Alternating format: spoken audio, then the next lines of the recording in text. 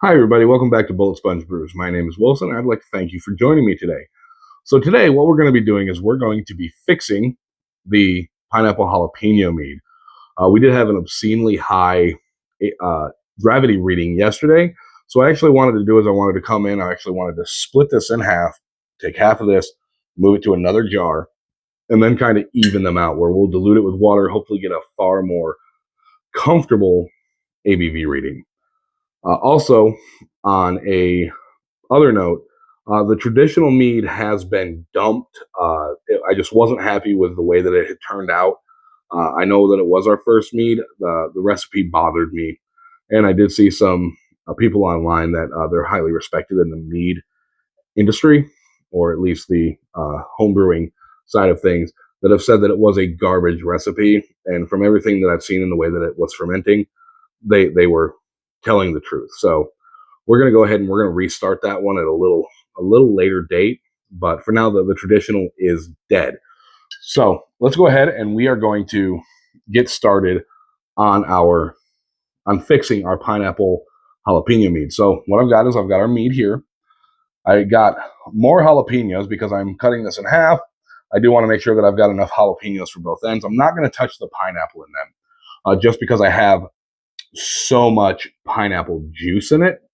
And then I've also got some more pineapple juice concentrate. We're not going to add all of it.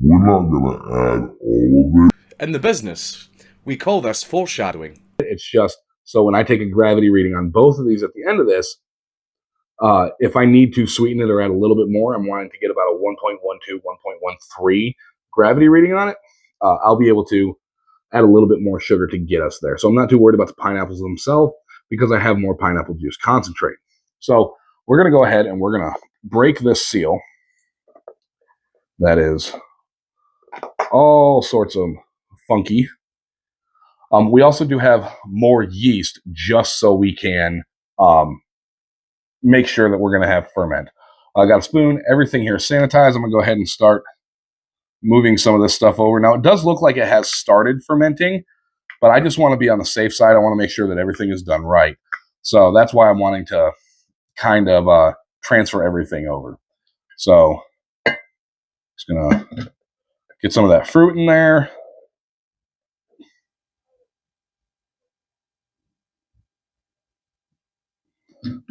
And one of my subscribers on YouTube also mentioned this. I was thinking about doing this too, but because I'm a beginner, I wasn't necessarily sure. One of my subscribers, I'll leave his name right down below, also suggested that I do it this way. So that's honestly that's what gave me the idea to just go ahead and do it. I'm going to take this now, and hopefully, without making a mess, I'm just going to dump some of that liquid in there. And of course, the fruit's going in there too. If it doesn't look too even, we will go ahead and even it out. Okay, that looks about half. Oh, a little bit more.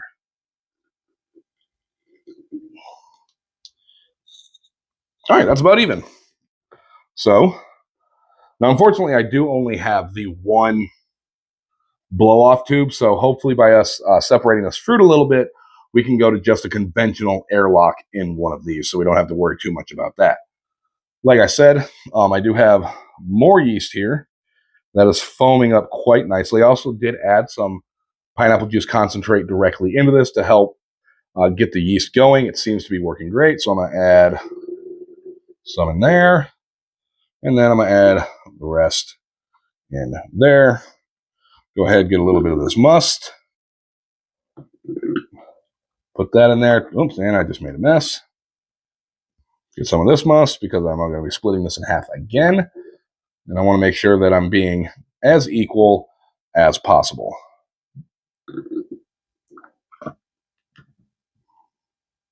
Because I want these to be as close as possible, especially since we're going to be having 2 gallons of pineapple jalapeno mead instead of just 1. Mix that up, get some of those yeast off the side, and then half in there and half in there. Now, once again, I did use 2 packs of yeast for this. Had I been smarter about it, I probably would have only had to use one. But like I said, I do want to give this the best possible chance. And then we're just going to go ahead and top this off with water. Get this a little bit friendlier of an environment for this. And it does look like almost all the fruit went into this one on my left. So we're going to go ahead and scoop out some of those fruits and go ahead and put them back in here. All right. Put those in there. And maybe a little bit more.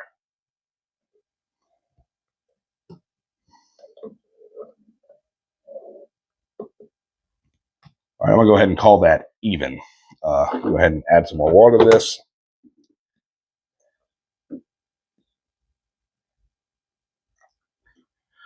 Looks like we got just a little bit of water left. So I'm going to take my rubber spatula and we're going to go ahead and mix this stuff up real quick. Make sure it is fine and dandy.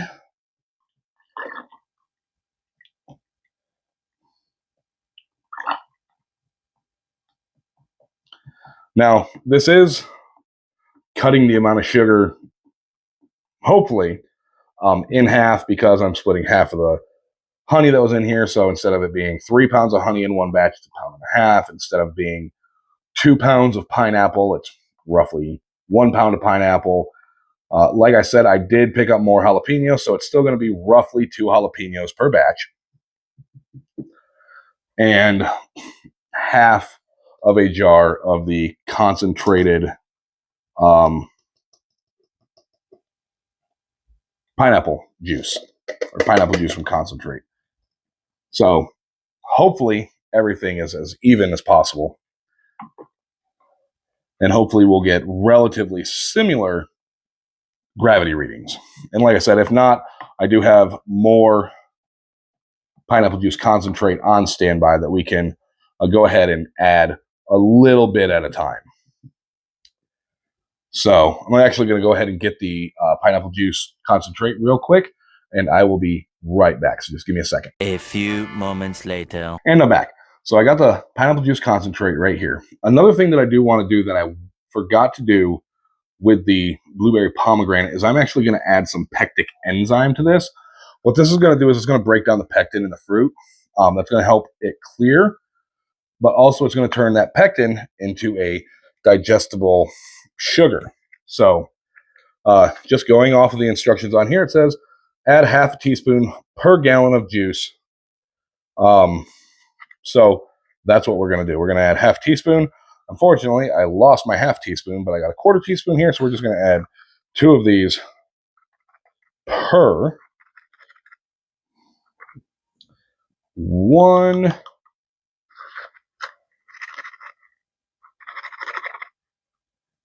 2,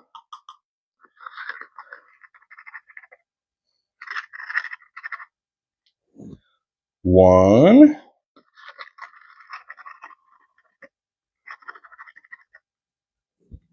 2. All right, we got that in there. Seal this up so I don't dump it everywhere. And once again, take our rubber spatula, and we're just going to mix this up real quick. Make sure that pectic enzyme is evenly distributed. From what I have read, you can actually go back into secondary and add pectic enzyme if you did forget it. However, the pectic enzyme is going to be less effective in secondary simply because from what I've read and what I've heard, that alcohol tends to denature the pectic enzyme, making it less effective. So you would actually have to add more pectic enzyme to it than you would if you just did it in primary. So moving forward, I'm going to try to make sure that I add our pectic enzyme in meads that have fruit in them right here in primary. So, and like I said, it does look like it actually did start fermenting a little bit. Another reason I went with a blow-off tube, I do actually have juice here in the tube. So I'm going to make sure that I empty that out. But what we're going to do is we're going to go ahead and we're going to grab a gravity reading on both of these. I've got my notepad so I can take notes. And if I need to add a little more sugar, I can add a little more sugar with the pineapple juice concentrate. We're going to try to be a little sparing with that. But like I said, I do want it to be about a 1.12 to a 1.13. I think that would be a nice, happy medium for where I'm going with this. So, graduated cylinder, hydrometer, being very careful. I'm going to go ahead and slip that in there. Make sure it's all the way to the bottom. Don't want it banging around. Grab our number 1.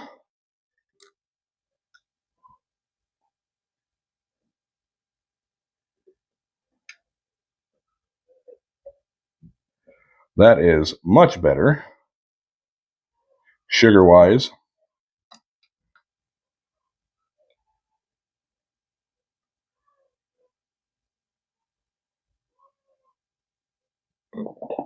So,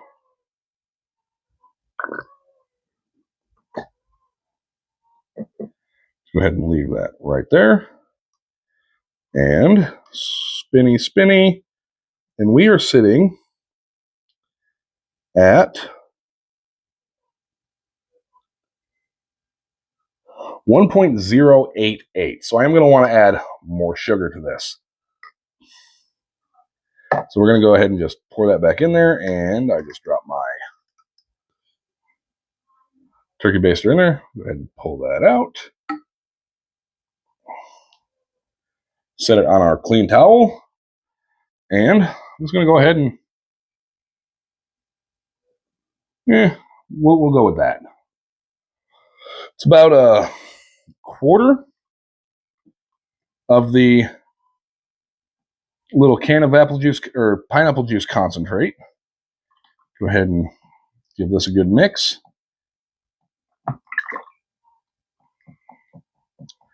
And I'm going to focus on one. We're going to get this where we want it, and then we'll do this one.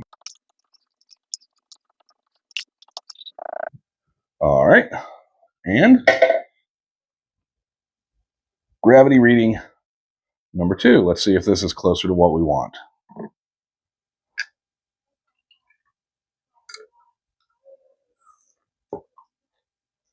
Try to suck up a pineapple right there.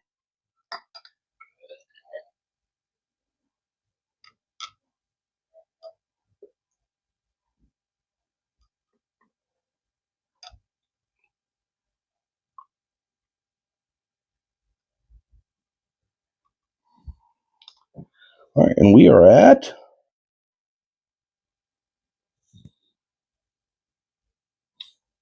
1.090.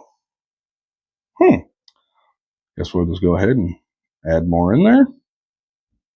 That's half the jar. Man, I hope I don't. I guess because we did also add more water, that instead of it just being cut in half, that does tend to help a little bit. So we might actually just end up with one thing of pineapple juice concentrate per, just with a lot more water. I guess that does make sense.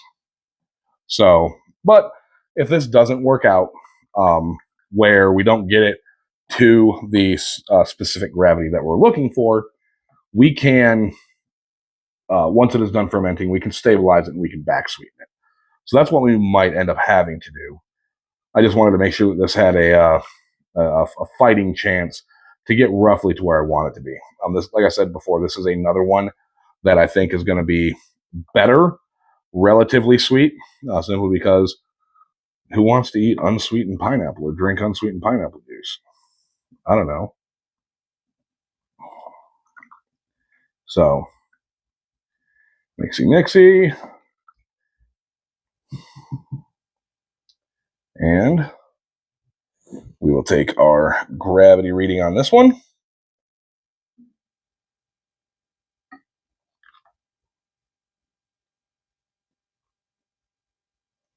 So we've got a pineapple caught up on that one too.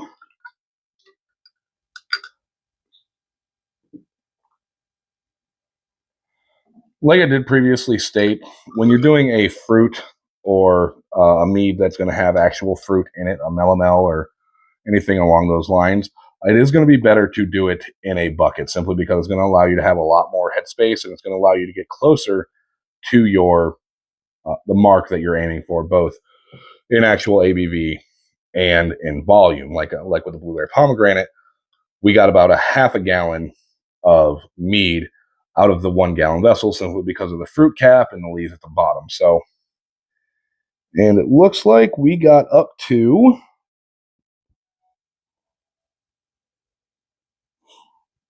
1.094.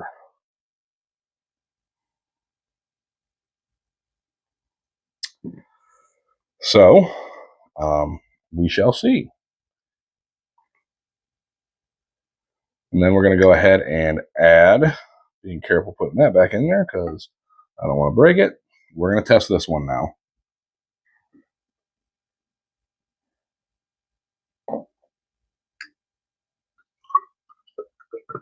And also, we could be losing some of the gravity because some of this may have already been converted into alcohol.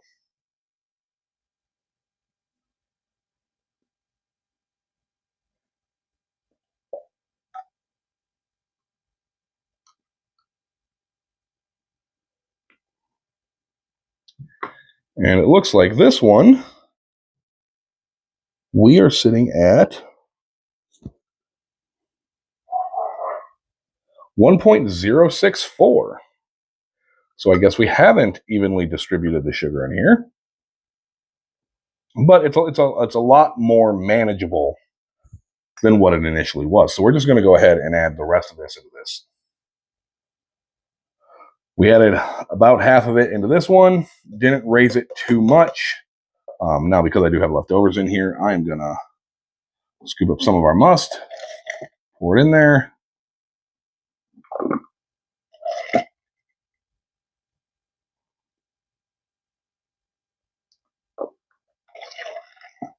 And we're just going to give this a swirl to get some of that concentrate off of the sides. We paid for it. We want to use it. And the sugar is going to help create more alcohol. So then we're just going to pour the rest of that in there, off to the side. Grab our spatula, and we're going to mix this up.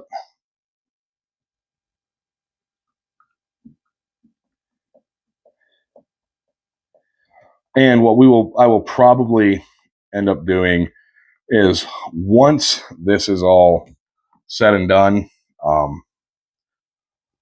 we'll get the final ABVs of these once everything is complete, and we'll just mix them together in a vessel and see what kind of ABV we are dealing with.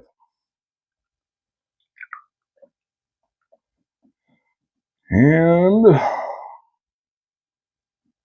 I don't know. That should be good.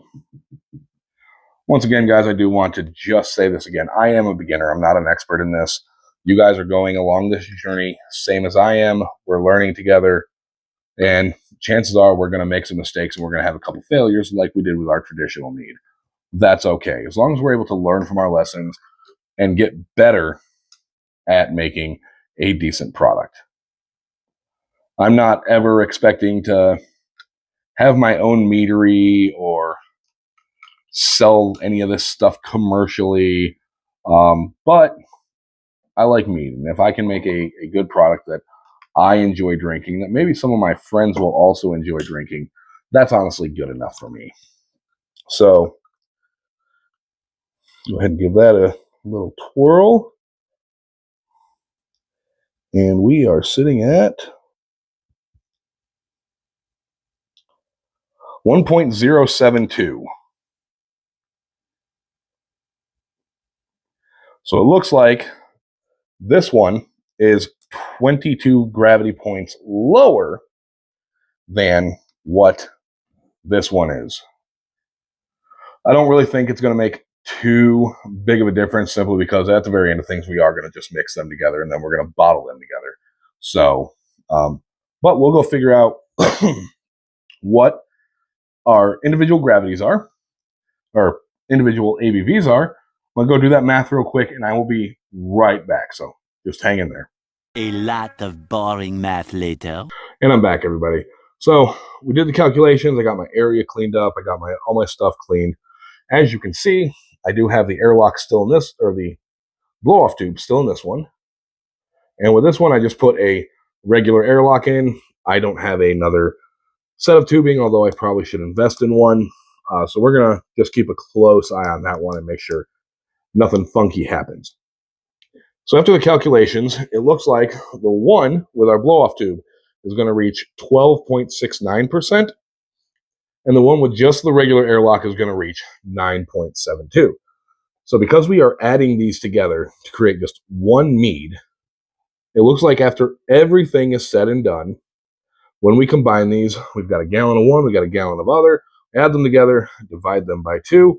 That's going to leave us with 11.2% ABV, which I actually think is going to be quite nice regarding where this is going to sit. We will definitely taste test it once we get further down the line. And if we need to, we'll just add more sugar to kind of bump that ABV up. The yeast that we are using in this is Lalvin EC1118, so it does have the capabilities to go up to 18%. I don't think I want this at 18%, but I do think that 11.2 is probably going to be a nice area to hit. Now, we will have to stabilize this because we're going to be nowhere near where the alcohol tolerance is, and then we're going to have to back sweeten it. So that will definitely be in our future. Thank you for watching this video. I do appreciate you guys coming to see me fix my screw up. Like I said, one of my followers in the comments did suggest doing this. I was already thinking about it, but because he did mention it and I was kind of unsure of myself, he's actually why I went ahead and decided to do it. I'm going to leave his name right down there at the bottom of the screen. So be sure to go in the comments and thank him for his contribution. I do appreciate it. Once again, my name is Wilson. This is Bullet Sponge Brews, and this is us fixing our pineapple jalapeno mead. Thank you guys very much for coming to see me. I hope you guys have a good night. We'll see you next time.